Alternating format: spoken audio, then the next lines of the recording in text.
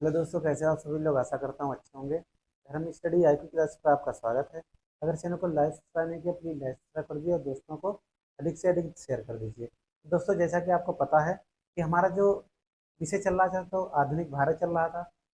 ठीक है, आधुनिक भारत जो चल रहा था उसमें जो टॉपिक चल रहा था वो कंपनी के अधीन गवर्नर जनरल पढ़ रहे थे। क्या हम पढ़ रहे थे? कंपनी के अधीन गवर्नर जनरल। तो उनको हमने कंप्लीट करा दिया था। उनको हमने कंप्लीट करा दिया। अब उसके बाद क्या हुआ था? फिर 1857 की क्रांति हुई, विद्रोह हुआ। उसका कारण क्या है वो हम आपको बताएंगे। और कहाँ पर, किस जगह पर किसने उसका विद्रोह का नेतृत्व किया वो हम आपको बताएंगे। इससे प्रश्न पूछते हैं और मैचिंग करने के लिए पूछते हैं। क्या पूछते हैं? मैचिंग करने के लिए। तो जो भी एग्जाम आने वाले हैं, जैसे आपका ईपीआरओ एआरओ है, ईपीपीसीएस है, और एएलपी है, आरआरआई एलपी है, ईपीएसआई, और बहुत सारी परीक्षाएं लगी हुई हैं, मतलब आने वाली हैं। संभावित संभावना है उनकी, क्योंकि सारे लोगों ने बता दिया कि कब कब वैकेंसी आएंगी।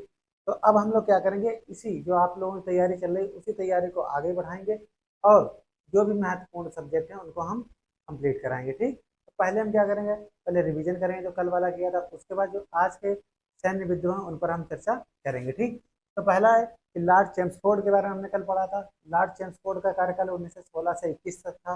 इनके कार्यकाल में 1916 की महत्वपूर्ण घटना ये है कि कांग्रेस का लखनऊ अधिवेशन हुआ था 1916 में। कांग्रेस का लखनऊ अधिवेशन हुआ। अब इस अधिवेशन में कांग्रेस और मुस्लिम लीग के बीच समझौता हुआ।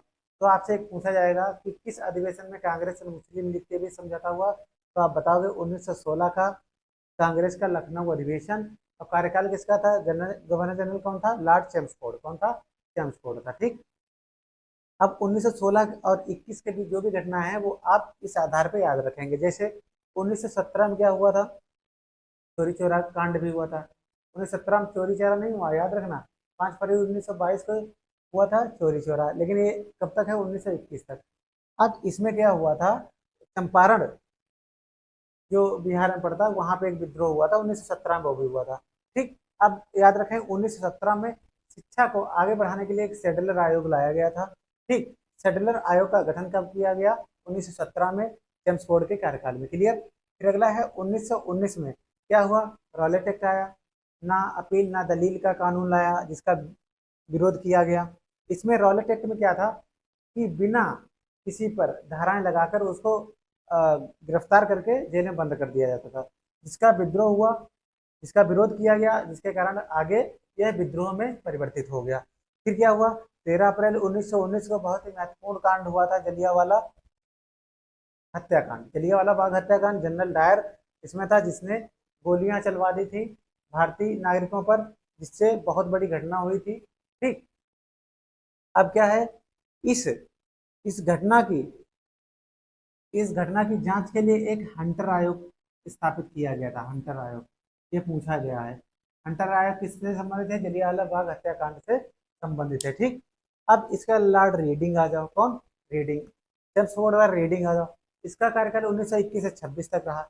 इसके कार्यकाल में पहली महत्वपूर्ण घटना यही कि 5 फरवरी 1922 को जो उत्तर प्रदेश के गोरखपुर में एक जगह पड़ती है चोरी चौरा, वहां पर चोरी चौरा घटना घटी थी। कब? 5 फरवरी 1922 में। डेट पूरी याद रखना। फिर 1923 में क्या हुआ? स्वराज पार्टी की स्थापना हुई। स्वराज पार्टी की स्थापना 1923 में किसके किसके नेतृत्व में? तो मोतीलाल नेहरू और चित्तरंजन दास, दो लोगों ने मिलकर स्वराज पार्टी की स्थापना की। क्लियर। अब इसी कार्यकाल में 1925 में क्या हुआ था? चोरी चोरा कांड हो गया। अच्छा, काकोरी ट्रेन कांड कब हुआ? काकोरी, ये भी आपको करना है। काकोरी कांड, काकोरी कांड कब हुआ था ये आप लोग बताइएगा। ठीक, काकोरी कांड की घटना कब हुई? क्लियर। और इसमें कौन कौन संलिप्त था या शामिल था? फिर है रीडिंग के बाद 1921 से 26 हो गया। अब आ जाओ इरविन। लॉर्ड इरविन जो था 1926 से लेकर 31 तक। इसमें महत्वपूर्ण घटना थी 3 फरवरी 1928 को। पूरी डेट याद रखना। 3 फरवरी 1928 को कौन आया? साइमन कमीशन भारत आया। कौन आया? साइमन कमीशन भारत आया। उसके बाद 12 मार्च 1930 को गांधी जी द्वारा सविनय अवज्ञा आंदोलन की शुरुआत की गई। ठीक, तो 12 मार्च 1930 को गांधी जी द्वारा सविनय अवज्ञा आंदोलन की शुरुआत किसके कार्यकाल में ही? इरविन के कार्यकाल में। क्लियर। और साइमन कमीशन कब आया? 3 फरवरी 1928 में। ठीक, अब बात करते हैं 12 नवंबर 1930 को पहला गोलमेज सम्मेलन हुआ और इस सम्मेलन में कांग्रेस ने भाग नहीं लिया, कांग्रेस ने भाग नहीं लिया। ठीक, फिर क्या हुआ, 5 मार्च 1931 को गांधी इरविन समझौता हुआ। ठीक, 5 मार्च 1931 को गांधी इरविन समझौता हुआ। अब इसके अंतराल में सविनय अवज्ञा जो आंदोलन था उसको स्थगित कर दिया गया, उसको रोक दिया गया। अब इरविन हो गया, रीडिंग 21 से 26, इरविन 26 से 31। अब आ जाओ लिन लिथगो, मोस्ट इंपॉर्टेंट है, इससे हर बार अभी ऐसी कोई शिफ्ट नहीं आ रही थी पुलिस में, इससे प्रश्न नहीं पूछे गए। लॉर्ड लिन लिथगो क्या था, 1936 से लेकर 43 तक, 36 से 43 तक पहली बार चुनाव हुए, पहली बार इसके कार्यकाल में चुनाव हुए।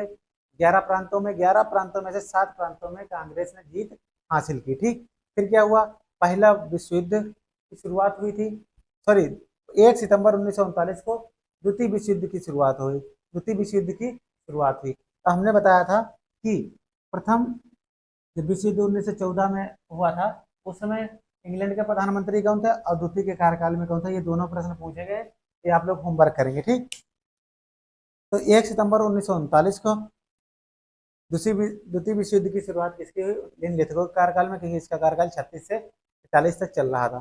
फिर 1 मई 1939 को फॉरवर्ड ब्लॉक की स्थापना, फॉरवर्ड ब्लॉक एक नई पार्टी की स्थापना सुभाष चंद्र बोस ने की, किसने की, सुभाष चंद्र बोस ने। अब इसके बाद आ जाओ 9 अगस्त 1942 को, भाई 43 तक ये रहा, 9 अगस्त 1942 को भारत छोड़ो आंदोलन की शुरुआत हो गई, 9 अगस्त 1942 को भारत छोड़ो आंदोलन की शुरुआत हुई। फिर 1942 में क्रिप्स मिशन भी इसी कार्यकाल में आया, 1942 के क्रिप्स मिशन, लिन लिथगो, भारत छोड़ो आंदोलन लिन लिथगो, द्वितीय विश्व युद्ध लिन लिथगो, फॉरवर्ड ब्लॉक की स्थापना लिन लिथगो और पहली बार चुनाव भी लिन लिथगो। अब क्रिप्स मिशन भी आ गया। फिर 1940 में लाहौर अधिवेशन हुआ। अब 1940, भाई 43 तक चला, तो 1940 में जब लाहौर अधिवेशन हुआ तो इसमें पाकिस्तान की मांग हुई, तो किसकी मांग हुई, पाकिस्तान की। फिर 8 अगस्त 1940 को, 8 अगस्त 1940 को अगस्त प्रस्ताव आया, 8 अगस्त 1940 को अगस्त प्रस्ताव आया। क्लियर, तो लिथगो क्लियर हुआ 1936 से लेकर 43 तक, 7 सालों तक इसने शासन किया। लॉर्ड बेबल की बात करते हैं, बेबल योजना आई थी, इसने क्या की, बेबल योजना की शुरुआत की। अब देखिए लॉर्ड बेबल 1944 से 47 तक रहा, 1944 से 47 तक। इसके कार्यकाल में 1945 में शिमला समझौता हुआ, 1945 में शिमला समझौता हुआ। कैबिनेट मिशन आया, कैबिनेट मिशन कब आया, 1946 में, याद रखना, मार्च 1946 में। और कैबिनेट मिशन के 3 सदस्य थे, स्टोफर्ड क्रिप्स अध्यक्ष थे, पैंथिक लॉरेंस और एबी अलेक्जेंडर, ये 3 सदस्य थे। ठीक, अब बात करते हैं 1947 में क्लीमेंट एटली, क्लीमेंट एटली जून 1948 तक सत्ता, क्लीमेंट एटली ने जो उस समय इंग्लैंड के या ब्रिटेन के प्रधानमंत्री थे, उन्होंने घोषणा कर दी 1947 में क्लीमेंट एटली ने कि जून 1948 तक जो भारतीयों की भारतीय सत्ता है वो भारतीयों को हस्तांतरित कर दी जाएगी। ठीक, कब, किसके कार्यकाल में, लॉर्ड बेवल के कार्यकाल में। क्लियर। अब अगला आता है लॉर्ड माउंटबेटन, अब यही अंतिम गवर्नर जनरल था, ये अंतिम गवर्नर जनरल था। यह अंतिम गवर्नर, ऐसे इसे बोल सकते हैं, स्वतंत्र भारत का गवर्नर जनरल और प्रथम एवं अंतिम गवर्नर, अभी बताएंगे आपको। फिर 1947 से 48 तक किसका, लॉर्ड माउंटबेटन का कार्यकाल रहा, भाई आज़ादी तक। भारत और पाकिस्तान 2 राष्ट्रों की घोषणा की गई इसके कार्यकाल में, भारत और पाकिस्तान 2 राष्ट्रों की घोषणा की गई माउंटबेटन के कार्यकाल में। ठीक, माउंटबेटन योजना भी आई थी 3 जून 1947 को, याद रखना। फिर 15 अगस्त 1947 को भारत स्वतंत्र हो गया, किसके कार्यकाल में, माउंटबेटन के कार्यकाल में, 15 अगस्त 1947 को। क्लियर। अब आता है स्वतंत्र भारत का गवर्नर जनरल कौन था, लॉर्ड माउंटबेटन। भाई यहाँ पर जब आज़ाद हो गया 15 अगस्त 1947, तब ये स्वतंत्र भारत का गवर्नर जनरल बना। ठीक, कौन, माउंटबेटन। अब स्वतंत्र भारत के प्रथम भारतीय के हैं और अंतिम गवर्नर जनरल के हैं। तो स्वतंत्र भारत के प्रथम भारतीय एवं अंतिम गवर्नर जनरल, स्वतंत्र भारत के प्रथम एवं अंतिम गवर्नर कौन हुआ, सी राजगोपालाचारी। स्वतंत्र भारत के प्रथम एवं अंतिम गवर्नर जनरल कौन हुए, सी राजगोपालाचारी। तो दोस्तों इस प्रकार से ये आपको हमने रिवीजन कराया। तो आज का जो हमारा टॉपिक है सैन्य विद्रोह, उसके संबंध में हम लोग चर्चा करेंगे। हेलो दोस्तों, कैसे आप सभी लोग, आशा करता हूँ अच्छे होंगे। दोस्तों हम लोग बात कर रहे थे जो गवर्नर जनरल थे भारत के या भारतीय पर जिसने, हेलो दोस्तों कैसे हो सभी लोग, आशा करता हूँ अच्छे होंगे। धर्म स्टडी आई क्लास पर आपका स्वागत है। दोस्तों हम लोग बात कर रहे थे गवर्नर जनरल की, वो हमने पूरे कंप्लीट करा दिए थे। उसके बाद समय समय पर विद्रोह हुए, उनकी हम चर्चा करेंगे। उनसे प्रश्न जरूर पूछता है, उनसे प्रश्न पूछता है मैचिंग कराने के लिए उनकी डेट दे देगा और आपको एक तरफ विद्रोह लिख दिए जाएंगे और आपको मैच कराना होगा। तो हम क्या करेंगे, पहले सन्यासी विद्रोह या फूका आंदोलन, इन पर सब पर चर्चा करेंगे। तो इन्हीं विद्रोहों के अंतर्गत एक बहुत ही महत्वपूर्ण क्रांति हुई, उसका नाम हुआ 1857 की क्रांति। उस पर ही हम विस्तार से चर्चा करेंगे। तो पहले जो विद्रोह हुए हैं उन पर हम चर्चा करते हैं। ठीक, तो दोस्तों पहला है अंग्रेजी शासन के विरुद्ध महत्वपूर्ण विद्रोह। अंग्रेजी शासन के विरुद्ध महत्वपूर्ण विद्रोह, देखिए समय समय पर क्या होता था, अंग्रेज ऐसे कानून लाते थे जिससे भारतीय नागरिकों को बहुत कष्ट होता था। और कष्ट होने के उपरांत वो लोग क्या करते थे, उन कानूनों का विरोध प्रदर्शन करते थे, प्रदर्शन करके विरोध करते थे। तो वे क्या करते थे, उसमें नियमों की शिथिलता लाकर उस नियम को लागू करते थे। तो पहला इस प्रकार से विद्रोह था सन्यासी विद्रोह। मोस्ट इंपॉर्टेंट है, ये हर बार पूछा जाता है एग्जाम में। सन्यासी विद्रोह कब हुआ और इसके नेतृत्वकर्ता कौन थे? तो सन्यासी विद्रोह कहाँ से संबंधित है, पहले तो यही याद रखेंगे, तो ये बिहार और बंगाल क्षेत्र से संबंधित है। कहाँ से? सन्यासी विद्रोह बिहार और बंगाल से। और यह सन्यासी विद्रोह सन्यासियों के द्वारा भारत में पहला ब्रिटिश सत्ता के खिलाफ किया गया विद्रोह था। किसने किया था? सबसे पहले सन्यासियों ने विद्रोह किया था। कहाँ? बिहार और बंगाल में। ये कब हुआ? ये मोस्ट इंपॉर्टेंट है, 1760 से लेकर 1800 ईस्वी तक चला। तो सन्यासी विद्रोह बिहार बंगाल में हुआ, 1760 से 1800 ईस्वी तक चला। और सन्यासी विद्रोह का उल्लेख ये बंकिम चंद्र चटर्जी के आनंद मठ से लिया गया। आनंद मठ से, आनंद मठ में क्या है, सन्यासी विद्रोह का उल्लेख है, जो किसका है? बंकिम चंद्र चटर्जी का है। क्लियर? अब बात करते हैं फकीर। तो भाई सन्यासी और फकीर, सन्यासी भी कहाँ हुआ? बिहार बंगाल में। और फकीर कहाँ हुआ? बंगाल में। बिहार कहाँ हुआ? बंगाल में। तो सन्यासी विद्रोह 1760 से 1800, और फकीर विद्रोह आ जाए 1776 से 77। भाई फकीर लोग हैं तो कम दिन चलेगा। 1776 से 77 तक बंगाल में फकीर विद्रोह हुआ, याद रखेंगे। फिर अगला है, जो महत्वपूर्ण विद्रोह है उन्हीं को हमने शामिल किया है, बाकी सभी को हटा दिया है। फिर अगला है पालीगणों का विद्रोह। ये अभी तक नहीं पूछा गया, ये अभी तक नहीं पूछा गया, लेकिन बहुत ही महत्वपूर्ण है। पालीगणों का विद्रोह जो है ये तमिलनाडु में हुआ। कहाँ? तमिलनाडु में हुआ। 1799 से लेकर 1801 तक चला। कौन सा? पालीगणों का विद्रोह कहाँ हुआ? तमिलनाडु में, याद रखना। फिर आइए भील विद्रोह, बहुत बार पूछा जा चुका है, ये पश्चिमी घाट पर हुआ। कहाँ हुआ? पश्चिमी घाट पर हुआ। पश्चिमी घाट, भारत के पश्चिमी घाटों में भील एक जनजाति पाई जाती है, उसने विद्रोह किया था। और इसके नेतृत्वकर्ता सेवाराम थे। इसके एक बार नेतृत्वकर्ता भी पूछे गए थे भील विद्रोह के। ठीक, कौन? सेवाराम। और ये हुआ कब था? 1825 से लेकर 31 तक। 1825 से लेकर 31 तक हुआ था। अब पागलपंथी विद्रोह मोस्ट इंपॉर्टेंट है, अभी तक नहीं पूछा गया, लेकिन अब पूछे जाने के चांस इसके बढ़ गए हैं। ठीक, पागलपंथी असम में हुआ। अहोम विद्रोह असम में हुआ। खासी विद्रोह असम में हुआ। ठीक, तो पागलपंथी विद्रोह जो असम में हुआ वो 1825 से लेकर 27 तक चला। अहोम विद्रोह ये भी असम में हुआ। इसके बाद अहोम विद्रोह 1828 में हुआ। फिर खासी विद्रोह ये भी असम में हुआ, और इसके नेतृत्वकर्ता तीरथ सिंह थे। कौन थे? तीरथ सिंह थे, और ये 1833 में हुआ। तो पागलपंथी विद्रोह 1825 से 27, उसके बाद अहोम विद्रोह 1828, फिर आपका खासी विद्रोह 1833 हो गया। क्लियर? अब बात करते हैं नील विद्रोह। ये तो आपको पता है, मोस्ट इंपॉर्टेंट है नील विद्रोह। नील विद्रोह कहाँ हुआ था? नील की खेती के खिलाफ बंगाल और बिहार में मजदूरों के द्वारा किया गया ये नील विद्रोह था। अब इसके नेतृत्वकर्ता तीरुथ सिंह थे। कौन थे? तीरुथ सिंह। ये तीरथ सिंह है, ये तीरुथ सिंह है, याद रखना। तो नील विद्रोह बंगाल और बिहार में हुआ, तीरथ सिंह। ठीक, 1854 से 62 तक, 1854 से 62 तक क्या उनका विद्रोह चला? नील विद्रोह। अब आ जाए संथाल। नील, संथाल, ये दोनों कहाँ हुए? बंगाल और बिहार में हुए। कहाँ? बंगाल में। तो नील विद्रोह के कौन थे नेतृत्वकर्ता? तीरथ सिंह थे। और संथाल के सिद्धू कान्हू थे, ये बहुत बार पूछा गया है। सिद्धू कान्हू ये नेतृत्वकर्ता थे। 1855 से 56 में चला। 1855 से 56 तक संथाल विद्रोह हुआ, और 1854 से 62 तक कौन सा चला? ये नील विद्रोह चला। क्लियर? अब आ जाए मुंडा। मुंडा से याद रखने, बिरसा मुंडा। मुंडा के नेतृत्वकर्ता बिरसा मुंडा थे। ये कहाँ चला था? बिहार में। कहाँ? बिहार में 1899 से 1900 तक चला। 1899 से 1900 तक चला। अब आ जाइए, देखिए नील विद्रोह अलग है, नील विद्रोह अलग है, नील आंदोलन अलग है। ठीक, लेकिन इंपॉर्टेंट ये भी है। तो नील विद्रोह बंगाल बिहार में हुआ, और नील आंदोलन सिर्फ बंगाल में हुआ था। नील आंदोलन का हुआ बंगाल में हुआ, इसके नेतृत्वकर्ता कौन थे? दिगंबर थे। नील के दिगंबर और नील विद्रोह के तीरथ सिंह। ये बंगाल बिहार दोनों जगह में 1854 से 62 तक हुआ। और नील आंदोलन सिर्फ 1859-60 में हुआ। ये बहुत बार पूछा गया है। 1859-60 में हुआ। क्लियर? 1859-60 में हुआ। अब आ जाइए मोपला विद्रोह। मोपला विद्रोह कहाँ हुआ? मालाबार। मालाबार तट कहाँ पड़ता है? केरल में। ठीक। मोपला विद्रोह कहाँ हुआ? मालाबार तट हुआ। मालाबार तट केरल में पड़ता है। 1920 से लेकर 22 तक, 1920 से लेकर 22 तक हुआ। कूका आंदोलन बहुत बार पूछा गया। कूका आंदोलन के नेतृत्व करता भगत जवाहर मल है। भगत जवाहर मल है। कूका आंदोलन संबंधित किससे? पंजाब से। ठीक। इसके सन के बारे में जानकारी नहीं है, आप लोग देख कर लीजिएगा। ठीक। कूका आंदोलन कहाँ से संबंधित? पंजाब से। इसके नेतृत्व करता भगत जवाहर मल है। ठीक। अब आ जाए पाइक विद्रोह, मोस्ट इंपोर्टेंट, ये भी पूछा जा चुका है। पाइक विद्रोह उड़ीसा में हुआ। ठीक। उड़ीसा की राजधानी भुवनेश्वर। उड़ीसा की राजधानी भुवनेश्वर, वहां पर पाइक विद्रोह हुआ 1817 से लेकर 25 तक। 1817 से लेकर 25 तक हुआ। फिर आ जाइए पाबना विद्रोह। ये कहाँ हुआ? पाबना पड़ता है बंगाल में। पाबना कहाँ पड़ता है?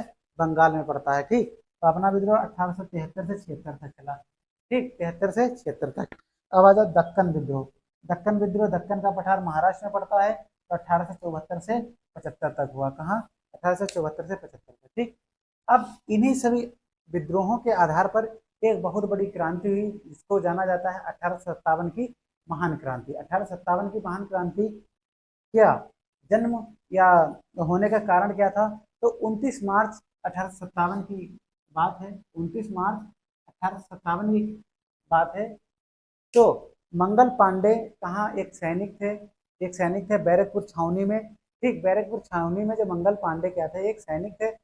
अब वहां पर क्या था? गाय की चर्बी युक्त कारतूसों को मुंह से खींचने के लिए क्या कर दिया इन्होंने? विद्रोह कर दिया कि उसमें गाय की चर्बी लगी है, हम इनको कारतूसों को मुंह से नहीं काटेंगे, या कारतूस कोई दूसरी दी जाए।